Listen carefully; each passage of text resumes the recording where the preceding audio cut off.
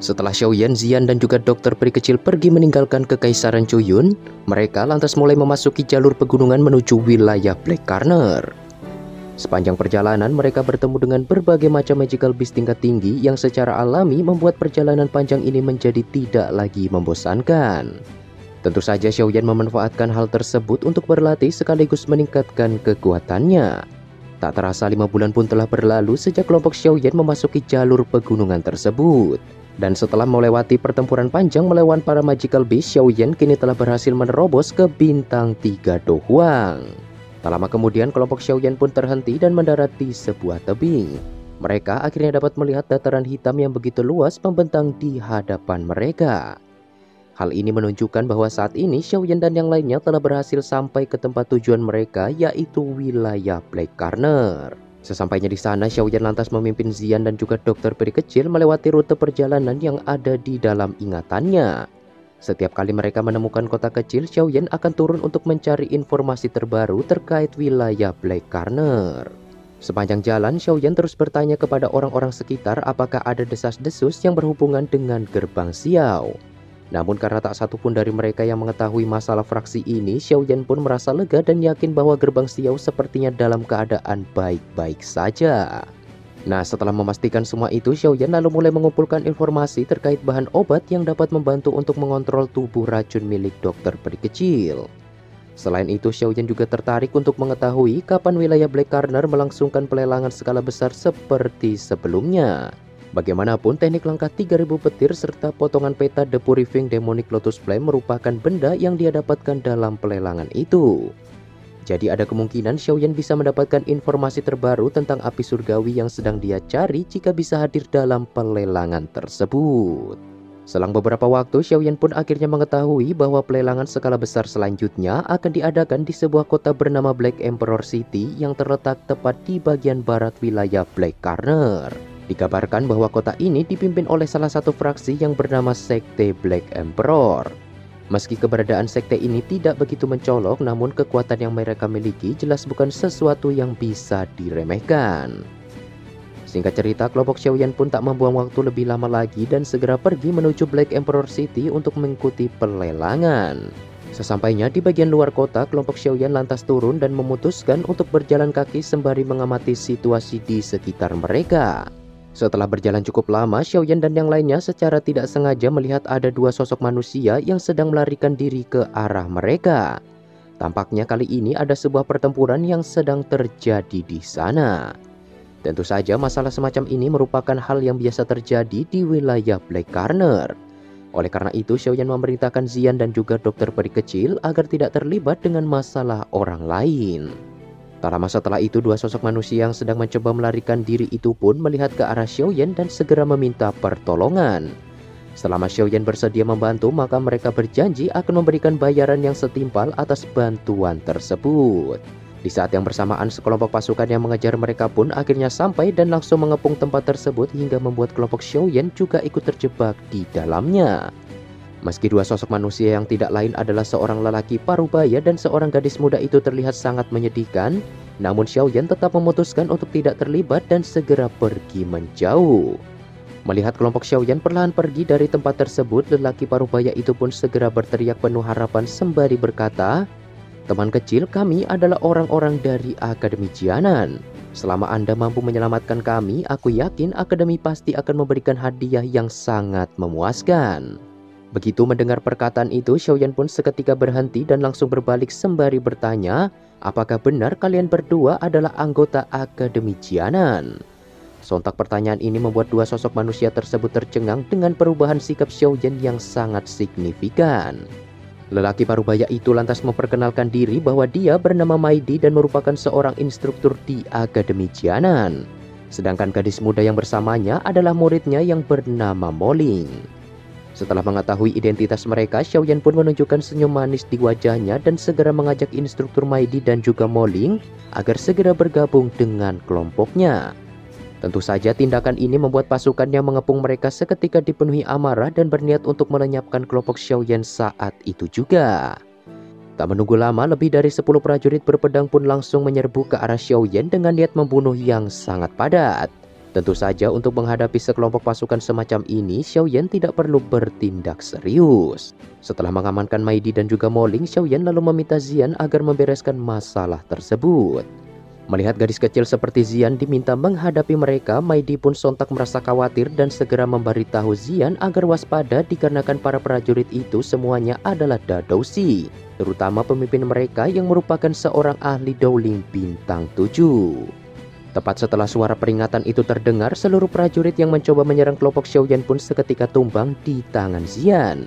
Maidi dan juga Moling pun seketika tercengang begitu melihat lebih dari 10 ahli Dadoushi itu dapat dikalahkan hanya dalam hitungan detik.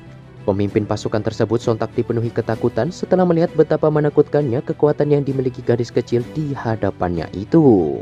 Dalam sekejap Xian pun memadatkan armor Doki di tangannya dan langsung menghantamkan tinju kecil miliknya itu tepat ke dada pemimpin pasukan tersebut hingga membuatnya tak lagi bernyawa. Sesaat kemudian instruktur Maidi dan juga Moling pun segera mengucapkan terima kasih kepada Xiaoyan sembari bertanya, "Tuan, bolehkah aku tahu siapa namamu?" Mendengar pertanyaan itu, Xiaoyan lantas mengatakan bahwa mereka bisa memanggilnya dengan nama Xiaoyan. Dikarenakan mereka semua berasal dari tempat yang sama, jadi saling membantu adalah hal yang wajar. Begitu mendengar nama Xiaoyan, dua sosok manusia ini pun seketika tercengang dan merasa cukup akrab dengan nama tersebut. Setelah merenung sejenak, mereka pun akhirnya menyadari bahwa ternyata sosok pemuda dengan kekuatan menakutkan yang berada tepat di hadapan mereka itu tidak lain adalah orang yang sangat terkenal di Akademi Jianan. Semua orang jelas tahu bahwa sebelumnya Xiaoyan baru berlatih selama 3 tahun di Akademi Jianan dan sudah berhasil membunuh beberapa ahli yang sangat kuat di wilayah Black Corner dengan kekuatannya sendiri. Selain itu, gerbang Pan yang dia dirikan kini telah menjadi fraksi nomor 1 di dalam Akademi Jianan. Begitu pula dengan gerbang Xiao yang saat ini telah menduduki posisi sebagai salah satu fraksi terkuat yang berdiri kokoh di wilayah Black Corner. Meski Xiaoyan telah meninggalkan Akademi Jianan hampir 2 tahun lamanya, tetapi reputasi yang dia miliki sama sekali tak berkurang. Sebaliknya dia justru menjadi idola yang sangat dikagumi oleh para murid baru terutama di kalangan wanita. Nah, setelah pulih dari keterkejutannya, instruktur Maidi lantas menjelaskan kepada Xiaoyan bahwa saat ini dia bersama murid Akademi Jianan sedang menjalani pelatihan untuk berburu magical piece. Namun siapa sangka informasi tersebut bocor hingga membuat sekelompok pasukan yang biasa dikenal dengan sebutan Demon Flame Valley datang menyerang mereka secara tiba-tiba. Akibatnya Tetua Wu beserta instruktur lainnya saat ini terpaksa harus melindungi para murid yang tersisa dan bersembunyi di sebuah lembah kecil. Ekspresi Xiaoyan pun sedikit tenggelam ketika mendengar informasi penting tersebut. Bagaimanapun dia dan Akademi Jianan memiliki hubungan yang cukup mendalam. Namun sejauh ini Xiaoyan belum pernah mendengar ada tetua Akademi Jianan yang disebut dengan Tetua Wu. Oleh karena itu dia lantas bertanya kepada instruktur Maidi siapa sebenarnya sosok tersebut. Instruktur Maidi menjelaskan bahwa tetua ini baru saja dipromosikan tahun lalu. Pada awalnya dia juga merupakan murid Akademi Jianan yang biasa dipanggil dengan nama Wu Hao. Sontak hal ini membuat Xiaoyan cukup terkejut. Dia sungguh tak menyangka bahwa teman baiknya kini telah menjadi seorang tetua hanya dalam waktu 2 tahun terakhir. Sementara itu jauh di dalam pegunungan tepatnya di salah satu lembah, terlihat di sana terdapat sekelompok murid yang dipenuhi dengan kepanikan. Setiap orang yang berada di sana memegang senjata di tangan mereka masing-masing dan terus mengawati setiap puncak gunung untuk memastikan keberadaan pihak lawan. Sesaat kemudian para murid ini lantas bertanya kepada Tetua Wu Hao apa yang harus mereka lakukan selanjutnya untuk menghadapi pasukan Demon Flame Valley yang saat ini telah mengepung lembah tersebut. Melihat kepanikan di wajah para murid, Wu Hao lalu berbalik dan mengatakan bahwa untuk saat ini mereka hanya bisa bersabar. Selama instruktur Maidi dan juga Moling berhasil keluar dengan selamat untuk mencari bantuan, maka seharusnya para ahli di sekitar tempat tersebut akan segera datang untuk membantu.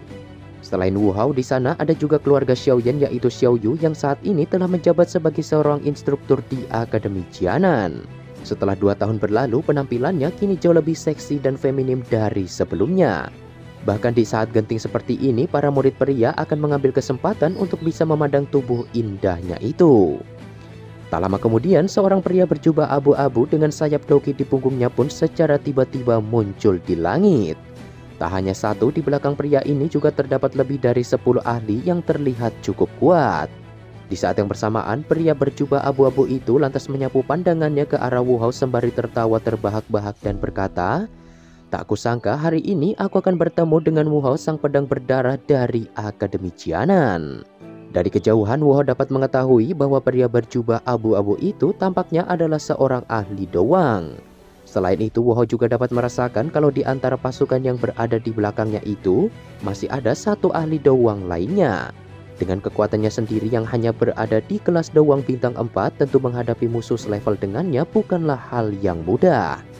Namun sebagai tetua dari Akademi Jianan, Wu Hao bersumpah akan bertarung sampai akhir walau harus mengorbankan nyawanya sendiri. Setelah memikirkan semua itu, Wu Hao lalu memerintahkan para instruktur untuk maju ke garis depan dan melindungi semua murid yang berada di sana. Dalam sekejap, kedua pedang merah di tangan Wu Hao pun secara perlahan memancarkan aura darah yang sangat pekat. Dalam hitungan detik, Wu Hao pun segera melesatkan tebasan pedang miliknya yang secara langsung memotong beberapa ahli dari pihak lawan.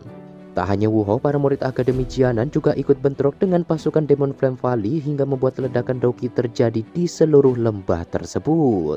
Sementara pertempuran sengit ini masih terus berlangsung, Wu Hao yang berada di barisan terdepan pun segera mengerahkan kekuatan penuh yang dia miliki dan langsung menyerang ke arah dua ahli doang yang berada tepat di hadapannya. Serangan kejutan ini membuat dua ahli doang itu seketika bereaksi dan langsung menangkis serangan tersebut sekuat tenaga hingga menimbulkan suara benturan logam yang sangat keras. Wajah mereka berdua tampak berubah menjadi tegang ketika merasakan aura yang begitu kuat terpancar dari tubuh Wu Hao. Sepertinya julukan pedang berdarah itu bukan hanya sekedar julukan belaka. Tepat ketika Wu Hao akan melancarkan serangan pamungkas yang dia miliki, tiba-tiba saja sebuah tawa bergema di langit diiringi dengan munculnya seorang lelaki tua yang memancarkan aura setingkat Do Huang. Setelah kemunculannya, dua ahli doang dari Demon Flame Valley pun segera mundur dan memberikan penghormatan kepada sosok tersebut. Pria tua ini tidak lain adalah tetua keempat dari Demon Flame Valley yang bernama Shizen. Kekuatannya sendiri dikabarkan telah mencapai bintang 6 Do Huang. Sesaat kemudian, Shizen lantas mengepakkan sayap Doki di punggungnya dan mendarat di sebuah tebing batu. Dia lalu menyapu pandangannya ke arah kelompok Wu Hao sembari mengatakan, "Tak kusangka dua ahli doang masih belum cukup untuk mengatasi anak muda seperti kalian." Dari teknik Doki yang digunakan Wu Hao sebelumnya, Shizen dapat memastikan bahwa kekuatan tempur yang dia miliki jelas jauh lebih kuat dari kedua anak buahnya itu. Meski mereka berada di level yang sama, tetapi untuk mengalahkan Wu Hao tentu dibutuhkan pengorbanan yang cukup besar. Hal ini sekaligus membuat tetua Shizen merasa iri dengan Akademi Jianan. Jika para murid dengan talenta tinggi seperti ini telah lulus dari akademi, tentu keberadaan mereka akan sangat berpengaruh di wilayah Black Corner. Singkat cerita, tetua Shizen lalu pergi bersama anak buahnya untuk mengepung kelompok Wu Hao. Meski perbedaan kekuatan mereka terbilang jauh, tetapi Wu Hao sama sekali tak merasa gentar dan langsung melancarkan serangan tepat ke arah Shizen. Namun sayang, serangan semacam itu dapat ditahan dengan mudah oleh seorang Do Huang sepertinya. Pertukaran ini bahkan sampai membuat Wu Hao terpental mundur cukup jauh dan memuntahkan seteguk darah segar dari mulutnya. Pemandangan ini jelas membuat Xiao Yu dan para murid lainnya segera dipenuhi kecemasan. Bagaimanapun Wu Hao merupakan orang terkuat yang ada di pihak mereka saat ini. Jika dia sampai dikalahkan, maka kedepannya mereka tak akan memiliki kesempatan lagi untuk bisa melakukan perlawanan. Setelah melihat Wu Hao terluka parah dari pertukaran sebelumnya, tetua Shizen lantas melesat tepat ke hadapan Wu Hao untuk mengakhiri hidupnya. Dalam sekejap, Doki di dalam tubuh tetua Shizen pun melonjak hebat hingga membentuk sebuah pedang darah yang sangat kuat. Tepat ketika pedang darah tersebut akan menembus kepala Wu Hao, sebuah pedang hitam besar pun tiba-tiba melesat dari langit dengan kecepatan kilat dan langsung memblokir serangan tetua Shizen hingga membuat pedang darah tersebut hancur sepenuhnya. Kemunculan pedang hitam yang sangat familiar ini sontak membuat Wu Hao terkejut dan merasa sangat bahagia. Hal ini dikarenakan satu-satunya orang yang memiliki pedang semacam itu hanyalah teman baiknya yang tidak lain adalah Xiao Yan.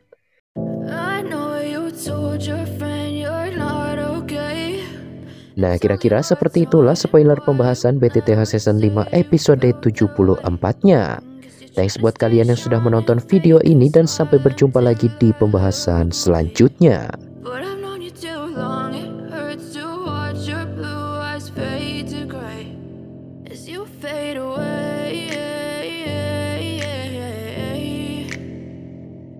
Fade away.